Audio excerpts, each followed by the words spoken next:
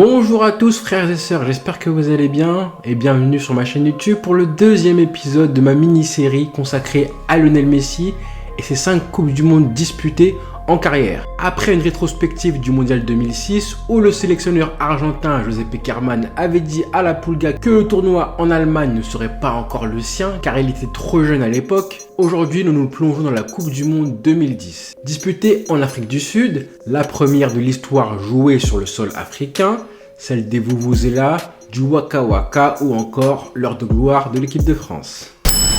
Mais pour l'Argentin, c'est surtout le premier mondial en tant que superstar, ballon d'or en titre et aussi Léo ne le sait pas, et nous non plus d'ailleurs, à l'époque, cette Coupe du Monde 2010 va être la seule que Messi va disputer en plein pendant son prime ultime qu'on peut aujourd'hui situer entre septembre 2008 et mars 2013.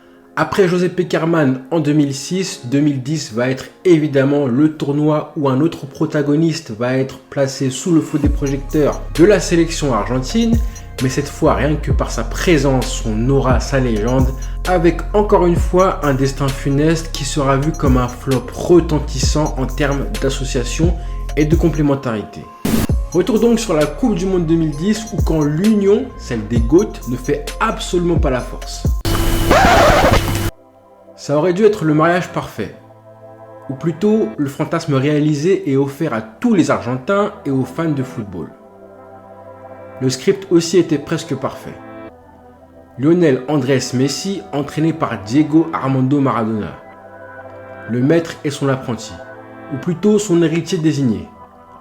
Peut-être les deux meilleurs joueurs de tous les temps, puisque oui, à l'époque, à 22 ans, le joueur du Barça est déjà dans le débat du GOAT dans la bouche de beaucoup d'observateurs. Et pour la symbolique, ça aurait pu être un sacrement en tant qu'élu par un autre élu. Bref, quand on y réfléchit, ça aurait pu être une histoire complètement surréaliste à raconter si elle s'était bien terminée. Malheureusement, ces 20 mois de Maradona en tant que sélectionneur de l'Argentine vont faire plus de mal à la sélection et à Messi que de bien. Du coup, comment est-on arrivé là ? Comment l'Argentine a réussi à gâcher une nouvelle génération de grands joueurs? Tout commence lors de l'année 2008. Un an après un magnifique parcours lors de la Copa América, mais une finale perdue face au Brésil, l'Argentine de Messi et Riquelme, coachée alors par Sergio Batista, s'en va conquérir l'or olympique à Pékin pour ce qui est le premier titre de Messi en sélection avec les pros. Mais dans le même temps, les qualifications pour la Coupe du Monde 2010 commencent à se compliquer sérieusement. Une victoire en 7 matchs et une première défaite en 35 ans face au Chili, ça en fait trop pour le légendaire sélectionneur Alfio Basile qui démissionne en septembre 2008. La fédération argentine cherche donc son nouveau boss, et parmi les noms évoqués, les premiers en tout cas, Diego Simeone, fraîchement retraité, mais c'est plutôt justement le vainqueur des JO qui proclame le premier sa candidature pour le poste. Sergio Batista, champion du monde 1986 avec l'Albiceleste, se déclare à la radio alors capable et convaincu de pouvoir diriger la sélection, et ça tombe bien puisqu'il fait justement figure de favori pour le poste. Sauf que 24 heures plus tard, et malgré ce concurrent légitime de taille, Diego Maradona, champion du monde en 86 également, annonce qu'il se porte lui aussi candidat. Et il affirme alors, peut-être suis-je bon dernier dans les pronostics, mais je suis sans aucun doute premier dans le cœur des Argentins. Évidemment, à la seconde où les paroles de Diego sont diffusées à la télé et à la radio en Argentine, la fédération reçoit une telle pression populaire au sein du pays que le président se retrouve complètement pris au piège. Julio Grondona, président de l'AFA à l'époque, se retrouve coincé car il ne peut refuser le poste à la légende, lui qui avait publiquement rejeté la candidature de Diego après le départ de Pekerman au lendemain du mondial allemand en 2006. Mais l'homme de 73 ans est très malin et il sait que la nomination de Maradona pourrait lui offrir plusieurs avantages. Si Diego échoue, Grondona pourra prétexter avoir écouté la presse, relais de la voix du peuple, au moment de faire son choix. Et dans le même temps, en cas d'échec, il pourrait se débarrasser définitivement de Diego. A contrario, en cas de succès, il pourra toujours se targuer et se vanter d'avoir été l'homme qui a installé la légende sur le trône de la sélection. Le président fait donc les choses très subtilement et le 28 octobre 2008, Maradona est donc choisi comme nouveau sélectionneur, avec comme premier adjoint Sergio Batista, qui en plus d'être le bras droit de Diego, conserve également son poste d'entraîneur des U21. Car Maradona n'a pas été élu pour ses connaissances tactiques ou son CV, il n'a presque aucune expérience d'entraîneur à cette époque-là. Maradona totalise seulement 22 matchs à la tête d'une équipe pour 3 victoires seulement, et tout ça en plus, ça date de 1994. Il ne passera jamais son diplôme d'entraîneur, il n'en voit absolument pas l'utilité, et ça les dirigeants argentins, ils le savent très bien, ils en ont conscience, mais la fédération l'a quand même élu, car c'est un leader ultime, c'est une icône, peut-être la plus grosse icône du football au niveau charisme et immensément fédératrice. C'est simple, au niveau humain, personne n'incarne mieux la notion de meneur d'homme que lui. Ses adjoints seront donc là pour l'aider, voire prendre sa place sur le côté technique du poste de sélectionneur. Mais seulement 2 semaines plus tard, deux semaines après sa nomination, Maradona menace de démissionner de son poste de sélectionneur à quelques jours du match Écosse-Argentine. En cause, le refus du président de l'AFA de nommer, comme il l'exige, Oscar Ruggeri au poste d'adjoint. Julio Grondona ne veut en effet pas installer un ennemi personnel dans le staff déjà très fourni de Maradona. Mais qu'importe, Diego reste à son poste et joue son premier match contre l'Écosse le 17 novembre 2008 à Glasgow. Pour ce match, Maradona est privé de Messi et Riquelme. Tous les deux sont retenus par leurs clubs respectifs. L'Argentine s'impose néanmoins 1-0 en Écosse à l'extérieur pour une première victoire. Le premier match de Messi avec Maradona sera le suivant et aura lieu en février 2009 à Marseille contre l'équipe de France et sera extrêmement attendu. Raymond Domenech s'autorise même une petite pique sur Diego Maradona, une petite punchline la veille du match en glissant « C'est un jeune entraîneur, très jeune justement, je pourrais peut-être lui apporter mon expérience ». La fameuse rencontre, elle est connue de tous, je pense, victoire de l'Argentine au Vélodrome avec un but de Messi et pas mal d'actions qui ont tourné et encore tourné sur des compilations. Mais malgré cette victoire de prestige en France en amical, l'Argentine peine énormément lors des éliminatoires.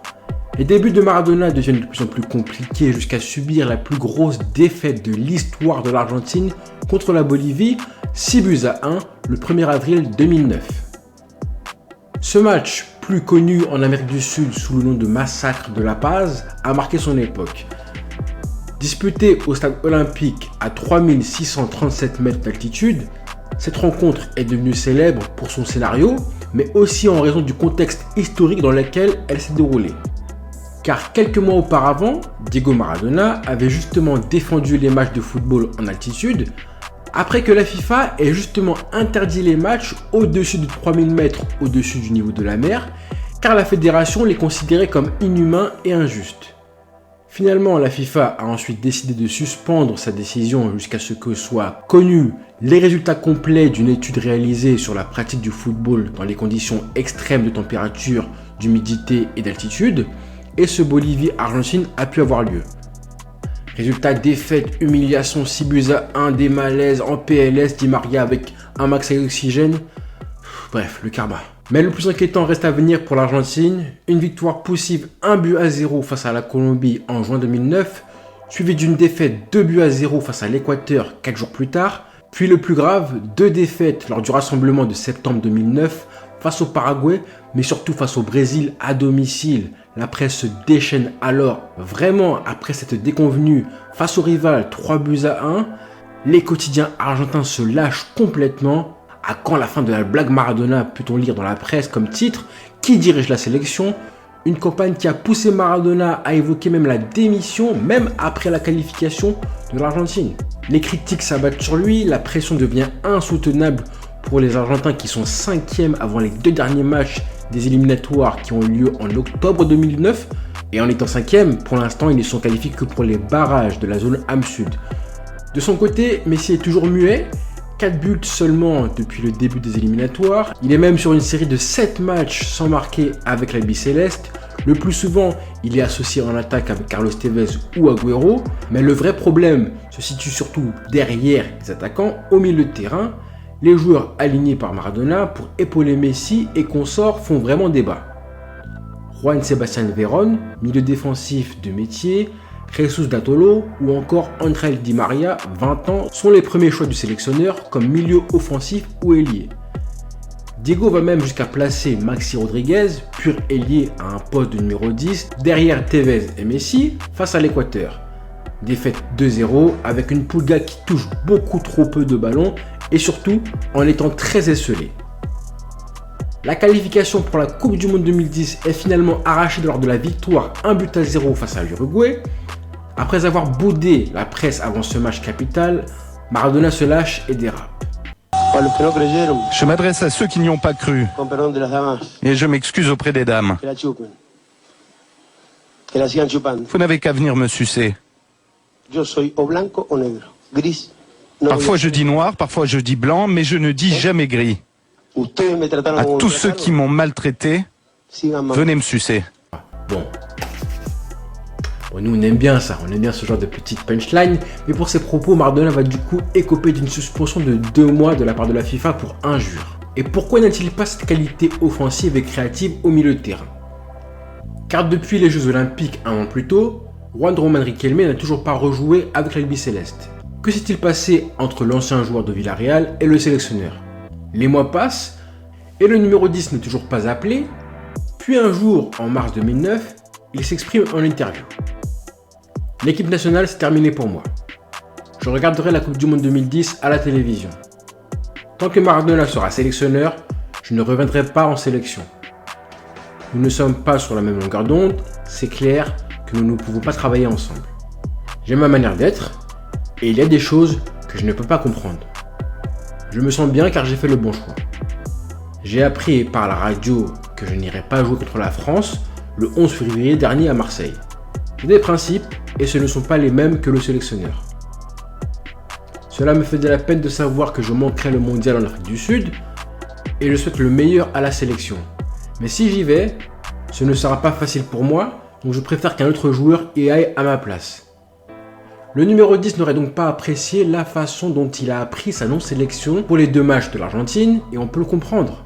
Le jour où Diego annonce sa première liste aux médias, les journalistes demandent pourquoi Riquelme n'est pas inclus à l'intérieur.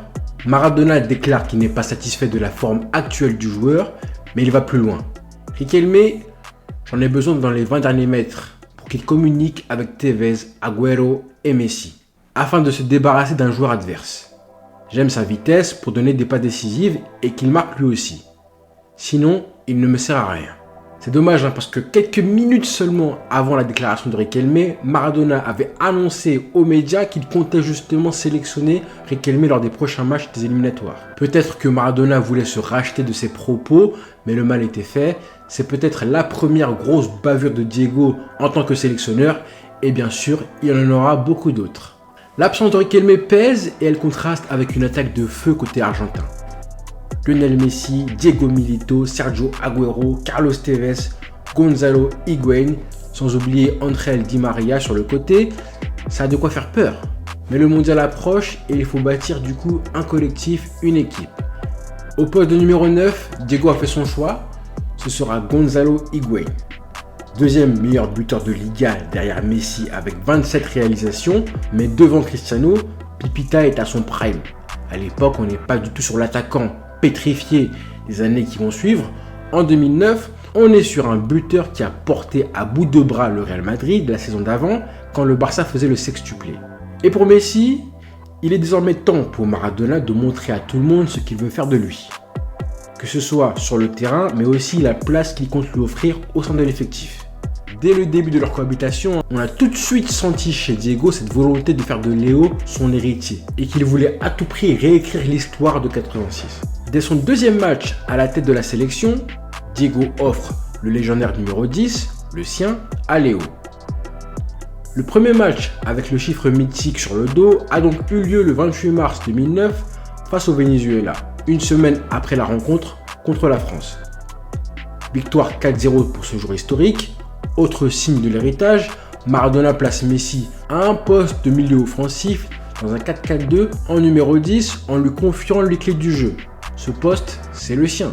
Diego était très paternaliste avec Messi, il a très vite senti le côté timide et renfermé du joueur et sans aucun doute qu'il a fait tout son possible pour l'aider à ce qu'il s'affirme enfin. qu'il montre enfin plus de caractère pour devenir un leader comme lui l'a été justement pour guider la sélection vers le titre en 1986. Mais le problème c'est que Léo, en plus d'être timide naturellement, il a que 21 ans à l'époque début 2009, 22 ans au début du mondial. Dans un vestiaire où les anciens comme Zanetti, Heinze, Mascherano ou encore Véron sont encore les vrais patrons du vestiaire, Léo il est forcément pas encore prêt pour ça. Ce qu'il veut lui c'est jouer au football et son meilleur football et c'est tout. Mais peu importe pour Diego qui va tenter de parfaire son successeur et ça va aller très loin jusqu'à lui enseigner quelques gestes purement techniques.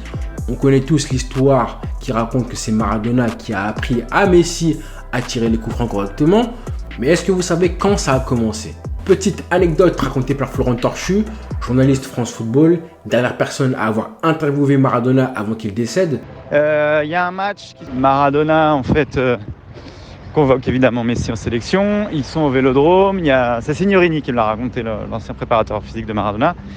Ils sont au Vélodrome et Messi fait des coups francs, voilà, il envoie des coups francs pas terribles et notamment le dernier qui passe largement au-dessus. Et puis il fait, oh vas-y, il fait un geste comme ça avec le bras, il fait vas-y, je rentre au vestiaire. Et là, Maradona lui dit, mais tu vas quand même pas rentrer au vestiaire après ce truc dégueulasse, entre guillemets, que tu viens de faire, ce coup franc raté.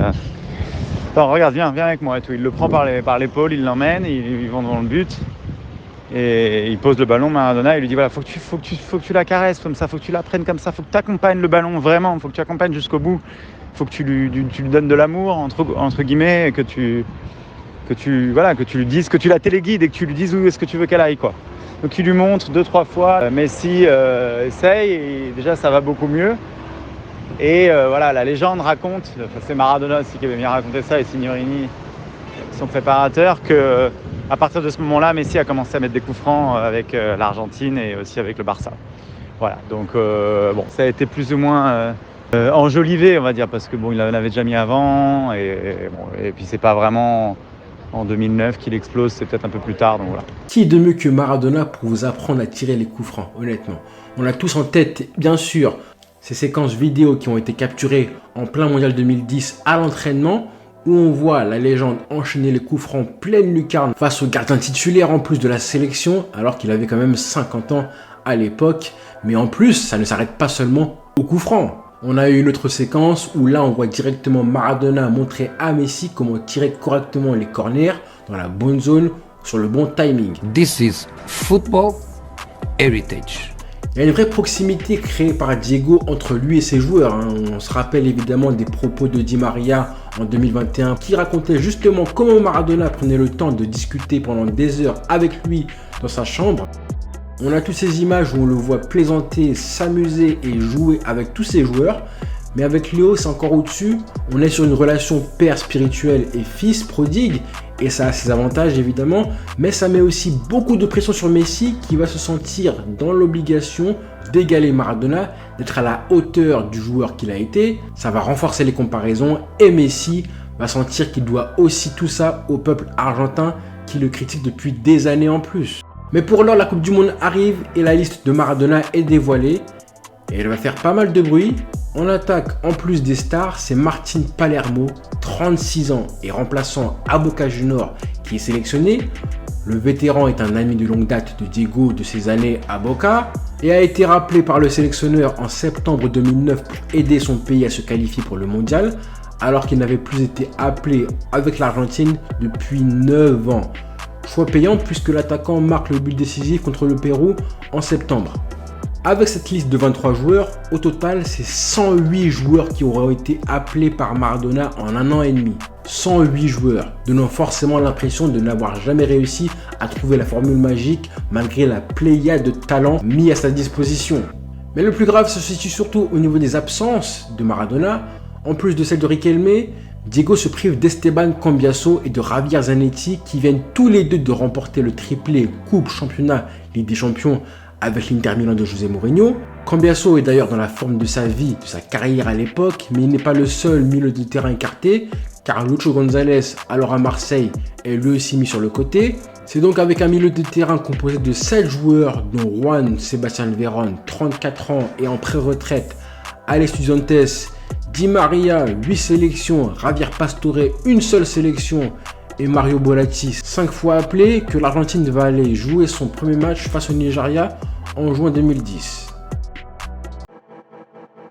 La Coupe du Monde 2010 en Afrique du Sud, quand tous les matchs étaient disputés dans une atmosphère de fête dans les tribunes, un tournoi joué sous le son des vuvuzelas qui faisait franchement mal au crâne quand on regardait les rencontres.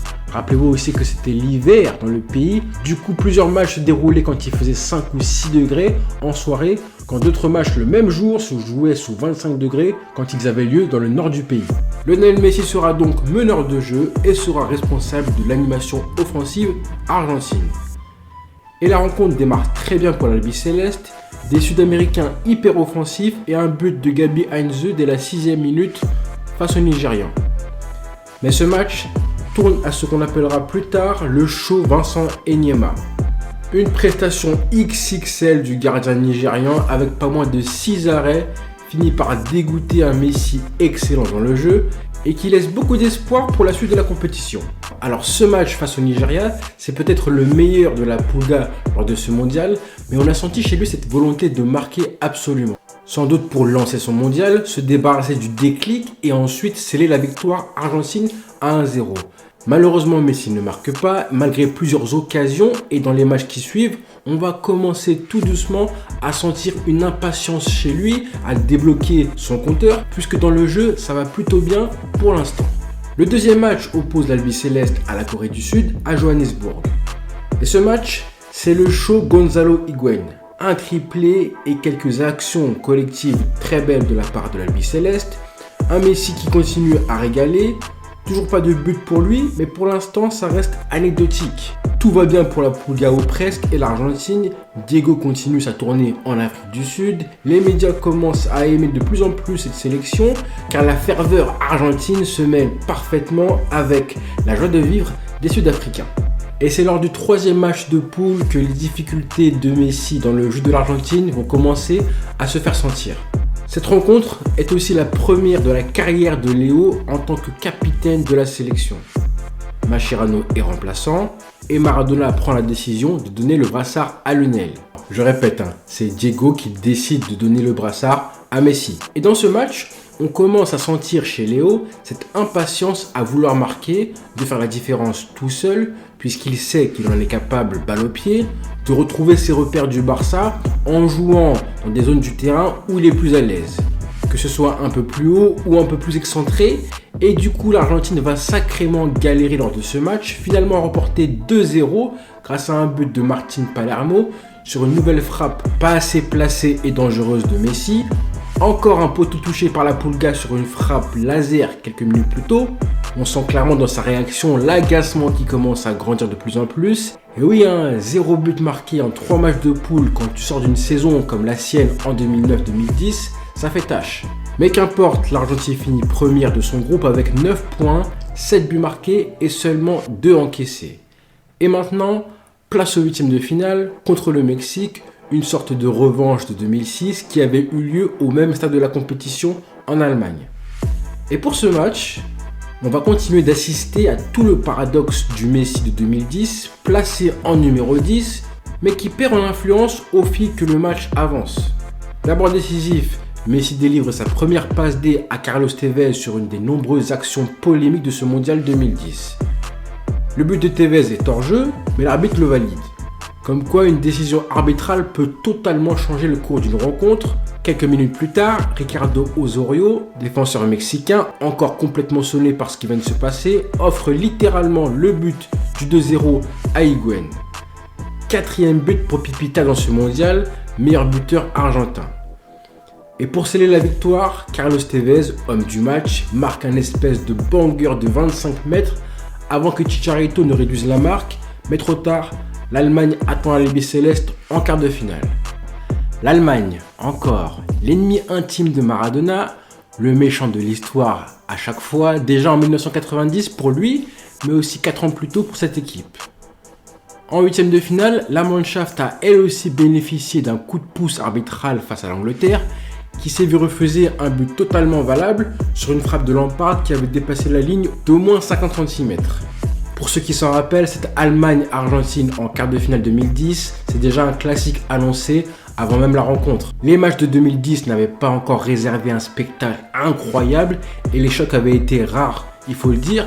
Là, on savait qu'on allait certainement avoir quelque chose de spécial. Ce qu'on ne savait pas, c'est que ça allait tourner à la démonstration. Mais d'abord, avant de reparler du match en lui-même, petit retour en arrière. En mars 2010, c'est-à-dire 4 mois avant ce quart de finale-là, l'Argentine affronte l'Allemagne en amical.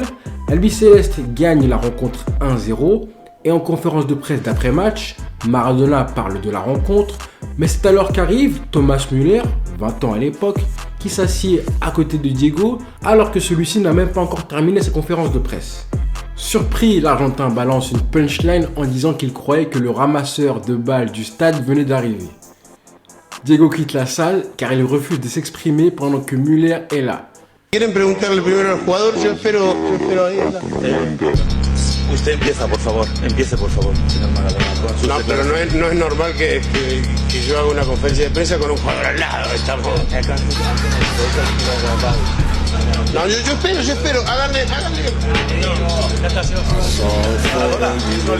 Moi, ce qui me donne, c'est pas le côté arrogant de Maradona quand il parle, c'est plutôt comment il parle, c'est vraiment un blédard, le karma. Mais comment tu peux croire que le karma ne va pas te frapper de plein fouet comme ça? Le karma va t'électrocuter et retomber, mon ami, ça va être dur. Et pour couronner le tout, encore une autre preuve de ses lacunes tactiques. Avant le match, Maradona place Nicolas Otamendi en tant que latéral droit. Après son match très compliqué contre le Mexique en 8e, c'est le 3e joueur testé par le sélectionneur lors de ce mondial après Nicolas Burdisso et Jonas Gutiérrez. Et oui Diego, ça valait bien la peine de se priver de son Altesse Sa Majesté Javier Zanetti. Le karma frappe et la sanction tombe dès l'entame de match. Faute grossière d'Otamendi sur Podolski, puis erreur de marquage de ce même joueur sur le but de Thomas Müller dès la 3e minute de jeu. Pour couronner son entame de match catastrophique, le défenseur prend un carton jaune à la 11e minute sur une nouvelle faute grossière à 80 mètres de ses buts. La rencontre vient déjà de prendre une tournure déterminante puisque les Argentins vont courir après le score toute la rencontre. Et dans ces cas-là, on retrouve le Messi impatient, qui veut forcer la décision, parfois trop personnelle alors qu'il joue numéro 10, avec notamment un coup franc envoyé dans les tribunes, déjà à l'époque qui en rappelle un autre, mais il n'est pas le seul. Tous ses coéquipiers multiplient les frappes désespérées alors qu'il reste plus d'une heure de jeu pour égaliser. Malheureusement, c'est l'inverse qui se produit. Otamendi, encore lui, évite un deuxième jaune de justesse, mais laisse filer Podolski tout seul sur un débordement côté gauche. Le gaucher allemand sert Miroslav Klose pour le 2-0, l'Argentine est KO. Diego n'y croit presque plus, il fait entrer les petits jeunes de l'effectif, Javier Pastore et Sergio Agüero. Il sort aussi Otamendi pour stopper le massacre, mais trop tard. Les Allemands ont pris confiance sur le côté et ont compris qu'il fallait continuer d'appuyer là où ça faisait mal.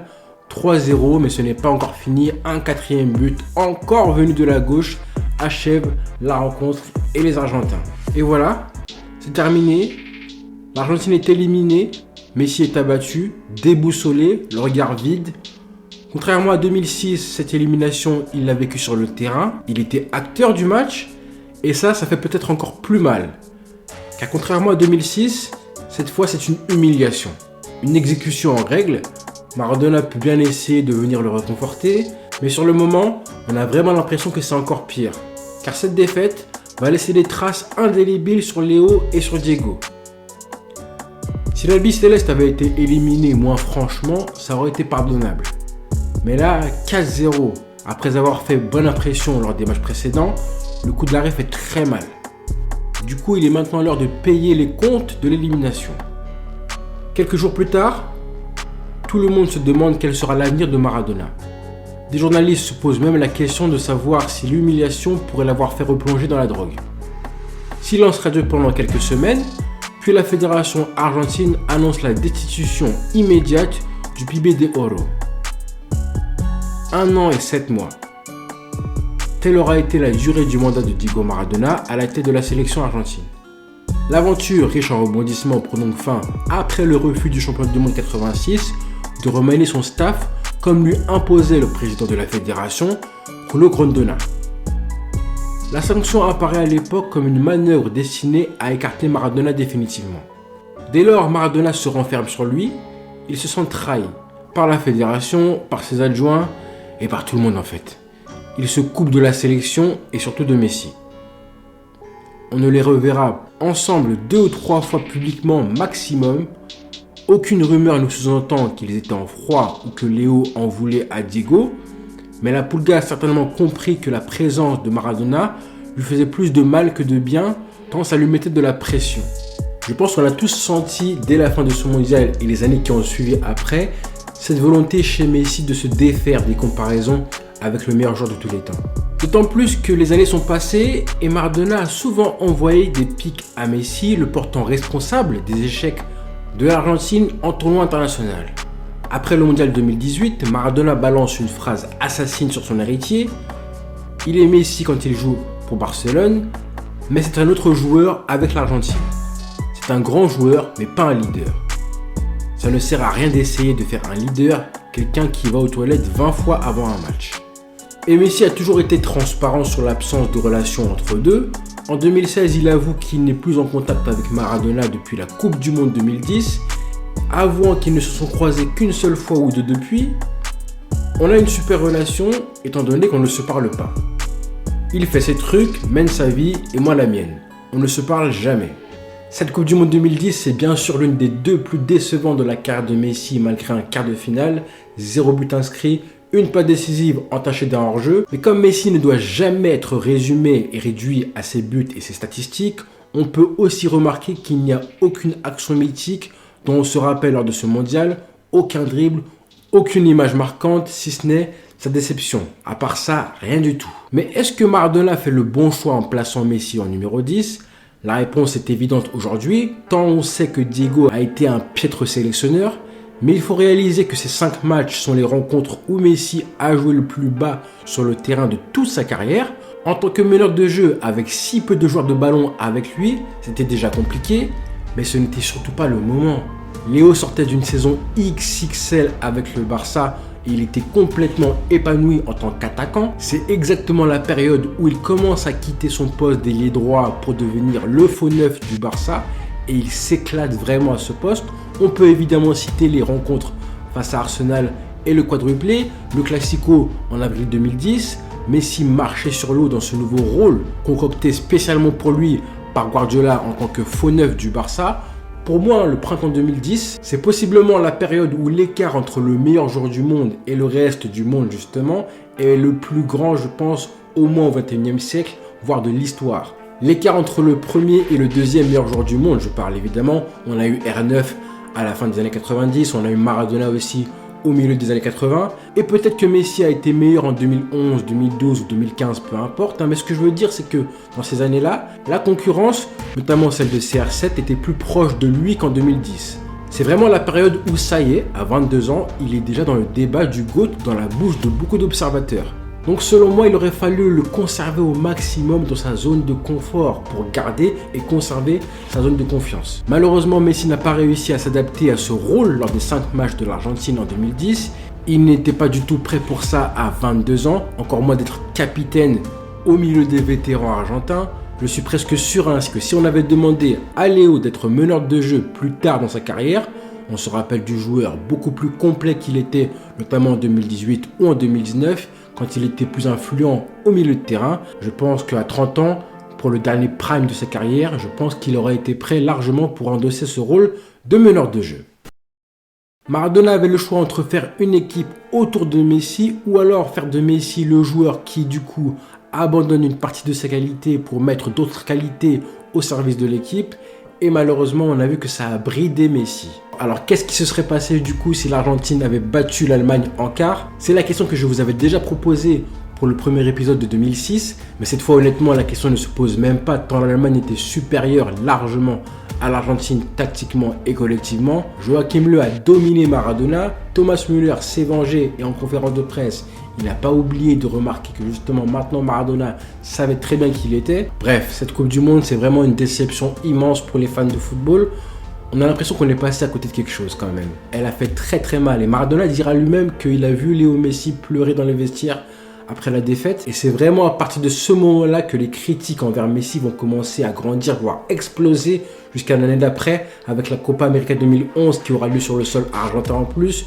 Une défaite en quart de finale face à l'Uruguay au tir au but, après un tournoi où Messi ne marquera pas non plus un seul but, seront certainement les 2 pires tournois internationaux de sa carrière. Quand tu fais le bilan, ça fait mal.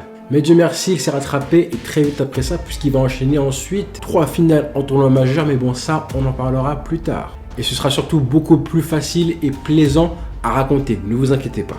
Ça commence du coup le mois prochain, le 18 novembre prochain, avec la Coupe du Monde 2014, ma préférée à moi du siècle et de très loin. Le Brésil, la fête, la samba, les matchs mythiques, Neymar, Messi, CR7, Alexanderson qui frappe avec son coude, Mandzukic, bref. Tout ça au prochain épisode les amis.